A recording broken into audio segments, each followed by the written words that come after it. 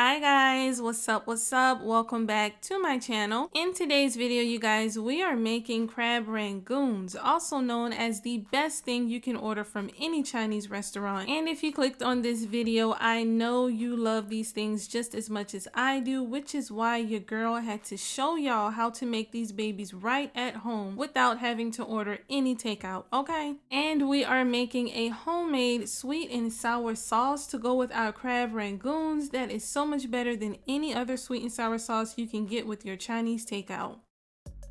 If you guys are new to my channel, go ahead and hit that subscribe button to join the foodie family. Subscribe, and turn on your post notification bell so that you do not miss any uploads, okay? We're going to be cooking a lot on this channel, so you don't want to miss out. Also, check out Lisa's Food Addiction on Facebook for cooking reels, recipes, and to join our growing Facebook family. Don't forget to give this video a big thumbs up. Now let's get into these crab rangoons, y'all.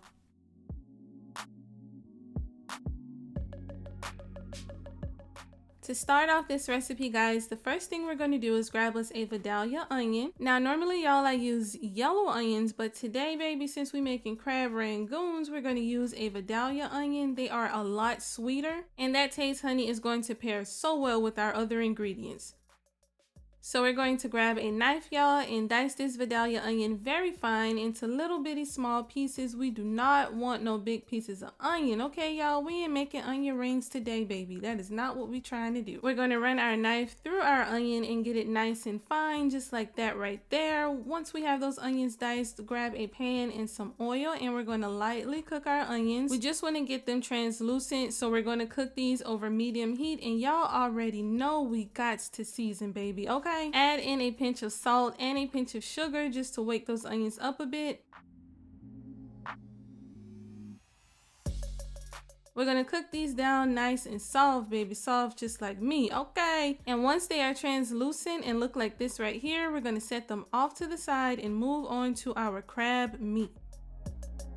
Grab your crab meat, and we are using flaky style imitation crab meat, which is actually what they use in the restaurants. So if you didn't know, now you know. You're welcome. We're going to flake this crab meat and break it up. Once it is separated, grab your knife, and we're going to dice the crab meat very similar, y'all, to what we just did with the onions, okay? See? Nothing new here, very easy and similar process. So we have diced and cooked our vidalia onion, we have diced our crab meat, and now you guys, it is time to make this here filling, okay? And before we get started, y'all already know your girl got you. Check out the description box for all ingredients and exact measurements used for this recipe. Check it out, check it out. I listed everything that was used in the description box below.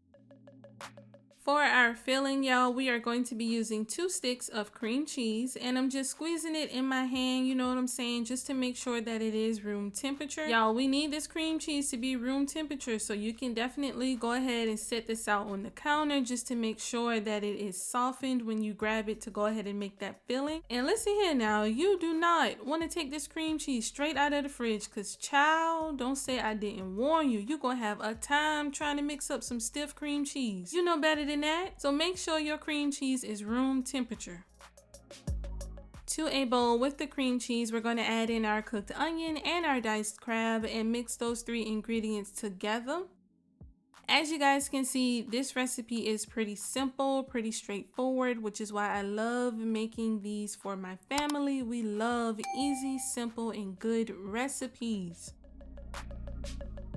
After combining those 3 ingredients, we're going to add in some Worcestershire. I had to take my time with that one now.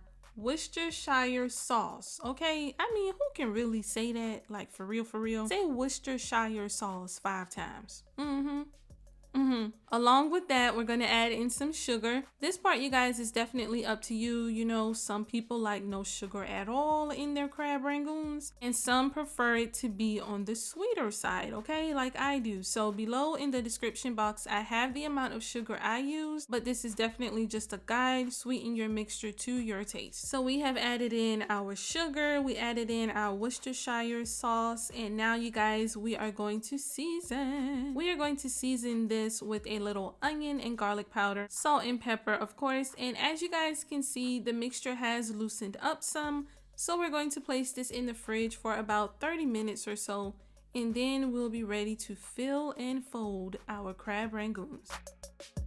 To start making our rangoons, we're going to grab our wonton wrappers, and we're also going to beat 1 egg. Now the egg, y'all, is going to act as the binder just to make sure our rangoons don't fall apart. Baby, life hard enough, okay? These rangoons need to stay together. We don't want rangoons that's falling apart, child. You trying to fry them up, they falling apart, hanging on for dear life. That is not what we trying to do. So we're going to grab our egg that we beat, and we're going to brush our egg on the outer corners of the wonton wrapper, and then we're going to add a little dollop of our crab rangoon filling right in the center of that wrapper.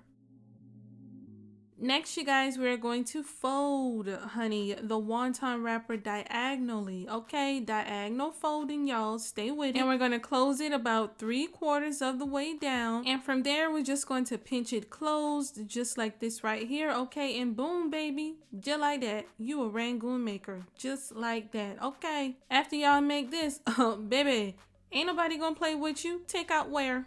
Hong Kong who? You are the Chinese restaurant, okay? And the church said amen. Amen.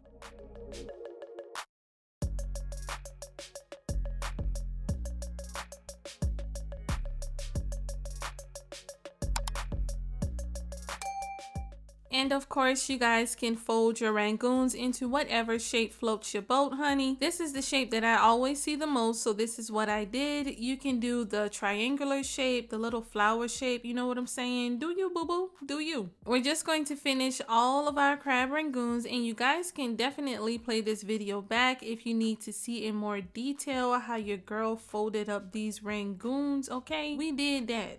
We did that. Sure did. Once all of them are filled, we're going to place these in the fridge for about 30 minutes or so just to let everything tighten up. Go ahead and like this video because we did that folding these rangoons. And while that's in the fridge, you guys, we are going to make our better than takeout sweet and sour sauce, y'all.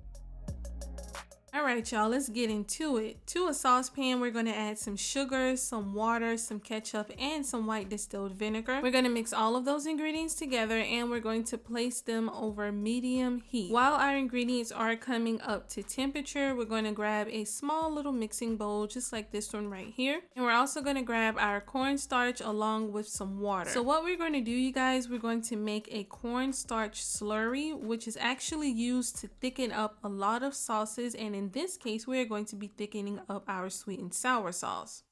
And we want to make sure that our sauce is the right consistency because y'all already know we ain't trying to have no runny sauce. That is not what we're trying to do.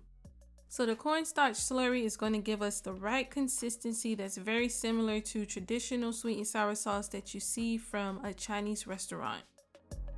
Go ahead and get that cornstarch dissolved inside of the water, and once our ingredients have come up to a boil, we're going to add in our cornstarch slurry, and we're just going to let our sauce thicken, you guys, just for about a minute or so. Once you see the sauce thicken up a bit, then we're going to remove it off of the heat. And that is it, you guys. That right there is how you make the best sweet and sour sauce at home. I'm telling you, you guys, you would be surprised the things that you can make in your own kitchen that taste 10 times better than what you get at a restaurant. This stuff is so good. It tastes just like Panda Express.